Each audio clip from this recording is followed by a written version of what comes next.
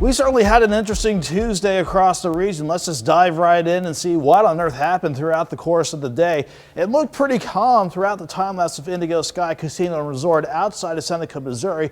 But after we had a good start to the morning, you could definitely see the ominous clouds that were quick to roll on through, at least quick according to our time lapse. That was actually a complex of rain and storms that came on through, and they kind of helped us out with temperatures today. We were expecting to go back into the lower 90s, kind of like yesterday, but after we dropped to 69, we hit 85 at 11, dipped into the 70s in Joplin during the early afternoon, then a quick rebound to 88 for our afternoon highs for today. Now that complex of storms, believe it or not, the same complex of storms that developed last night across South Dakota and Nebraska. But Mother Nature, you know, always has the final say of how things go around here. So instead of those storms working east toward I-70 in Columbia and St. Louis, they dove right through here, leaving behind a scattering of rainfall, about 1/10 of an inch on average across the region. But the heavier pockets, like our past bouts of rainfall, range between 1/2 inch to almost 2 inches of rainfall.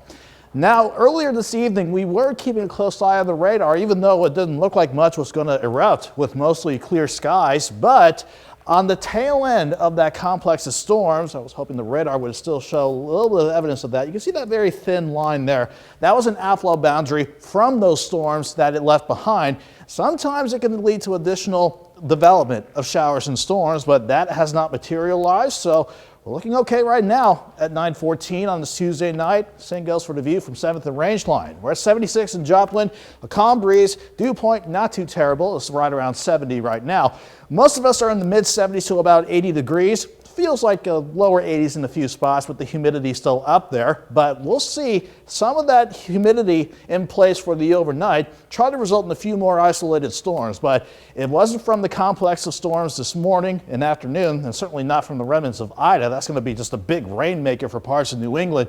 We still have our frontal boundary part to the north. In addition to that, northwest flow of the jet stream right on top of the region. So a weak wave or two will try to come on by during the overnight, and as a result, you can see a couple of showers, maybe a couple of storms for a few spots in the morning. Otherwise, we'll drop back near 70 across much of the region, and those slim rain chances, I think they're done once we hit the afternoon. So we'll have a dry day to at least savor, but the more sunshine that we'll see during the day will result in us going back into the 90s. 69 in the morning, 85 by noon. Well, highs topping out around 91. I'm not going to rule out a few isolated storms again on Thursday, but mainly most of us will be dry as that upper ridge tries to build in.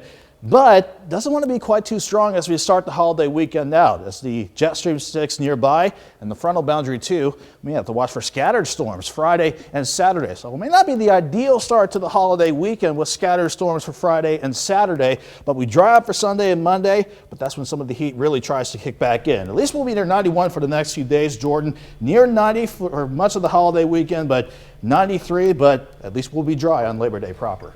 Many of us saw, that storm, and it wasn't too strong, but it was still packing a little bit of punch there. It's like you definitely noticed the wind before the rain came on down, but thankfully nothing severe. Definitely. All right, Nick Kelly, we'll see you in a little bit. Thank you.